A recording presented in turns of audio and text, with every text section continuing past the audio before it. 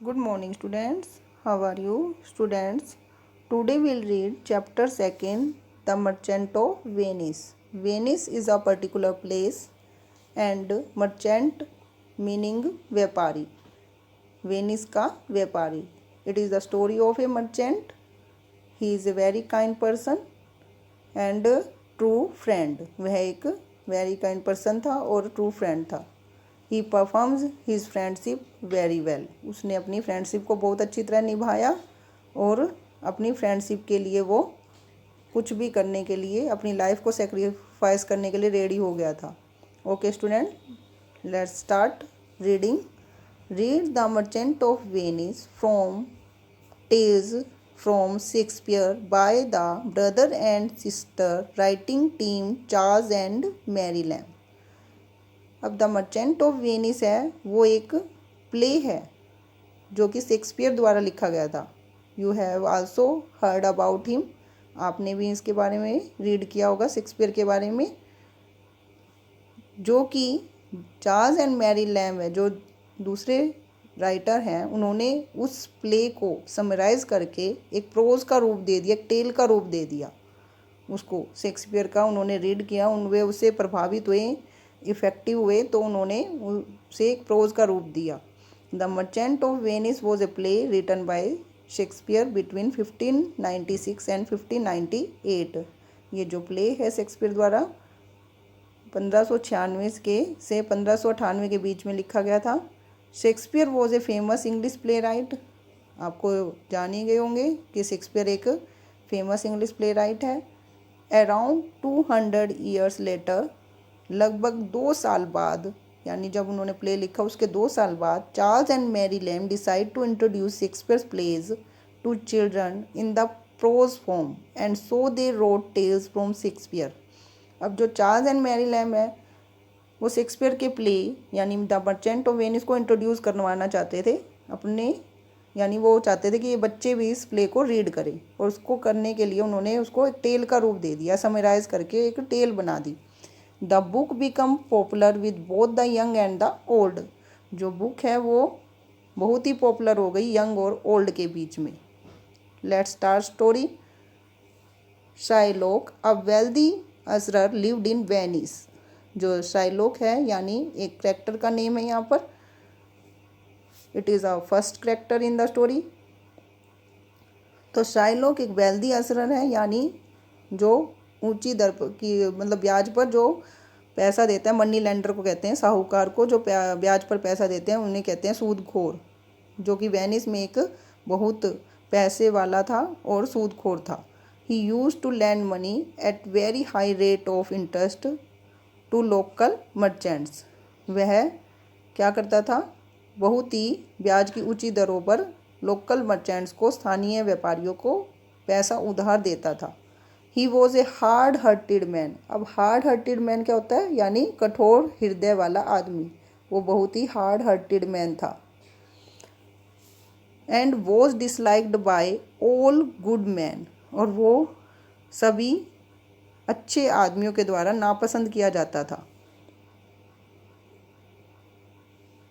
नापसंद किया जाता था. Particularly by Antonio, particularly Antonio के द्वारा. A young merchant of Venice, जो कि वेनिस का क्या था, यंग मर्चेंट था, युवा व्यापारी था. अब शाइलॉक टू हेटेड एंटोनियो. अब शाइलॉक है वो भी एंटोनियो को नापसंद करता था, नफरत करता था. क्लियरली है कि भाई जब वो उसके बीच में आएगा, उसके रास्ते में आएगा, उसे उसके अगेंस्ट जाएगा तो वो भी नफरत करेगा. Because the latter use to lend money to people when they were in trouble. क्योंकि वो जब लोग होते थे मुश्किल में तो वो उसको पैसा उधार वो भी दे देता था. And would never take any interest for the money he lend. परंतु वो कोई भी उस जो मनी उधार देता था उस पर कोई ब्याज नहीं लेता था. मतलब लोगों को बिना ब्याज के पैसा उधार दे देता था. तो वो जाहिर सी बात है वो उसको नफरत ही करेगा, कि उसको यही होएगा कि भाई हाँ मेरा काम पर वो कर रहा है ना.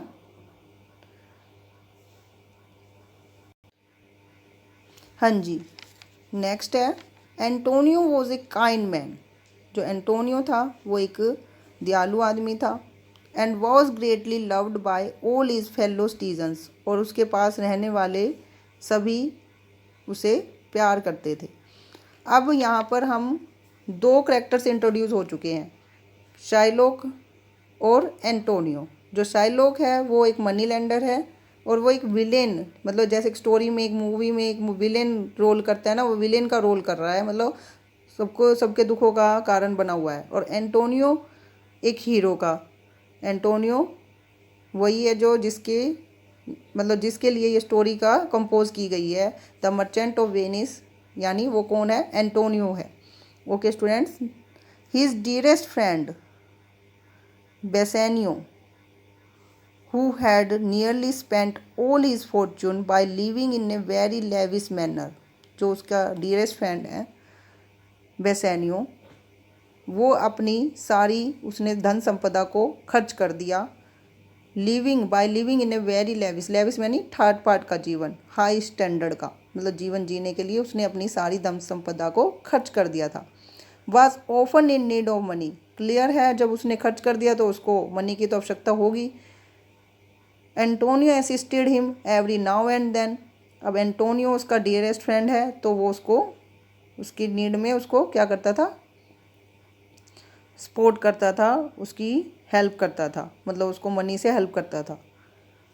हाँ जी, नेक्स्ट है one day Bassanio came to Antonio, एक दिन जो बेसेनियो है वो एंटोनियो के पास आया and told him that he wish to marry a lady, और वह उसे बताता है कि वह एक लेडी से मैरिज करना चाहता है, whom he dearly loved and whose father had left her a large estate।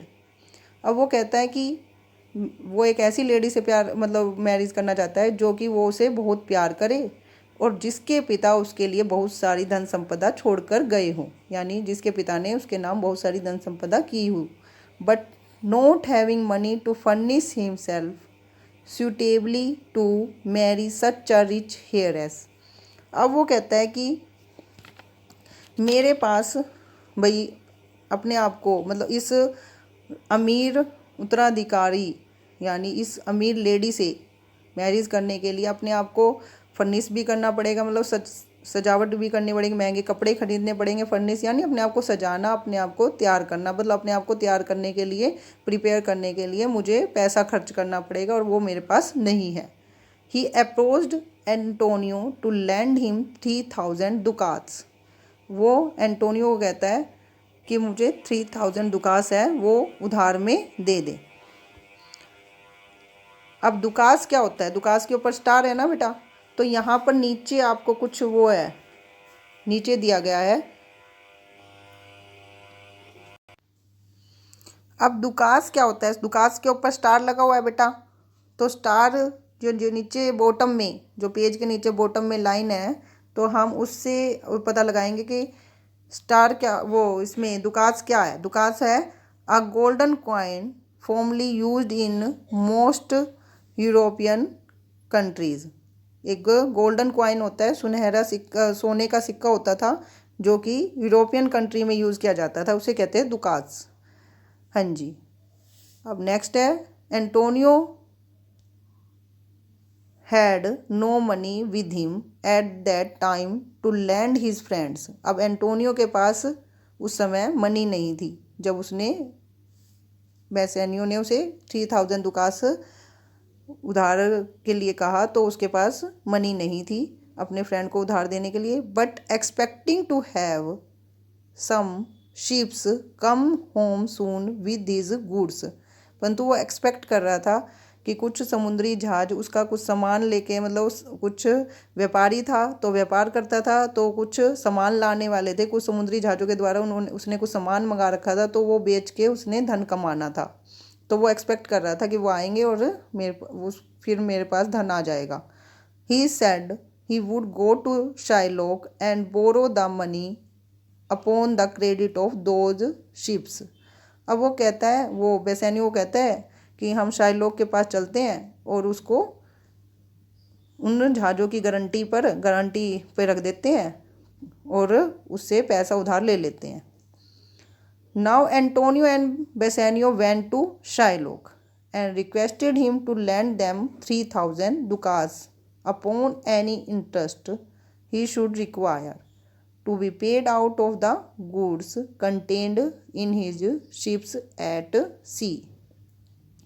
अब एंटोनियो एंड बेसेनियो साइलोक के पास गए और रिक्वेस्ट किया कि वह उन्हें 3,000 दुकास दे दे, मतलब जितना भी वो चाहे वो इतना इंटरेस्ट ऊंची दर पर ब्याज ले सकता है, और जो वो कहता है कि टू बी पेड आउट, और वो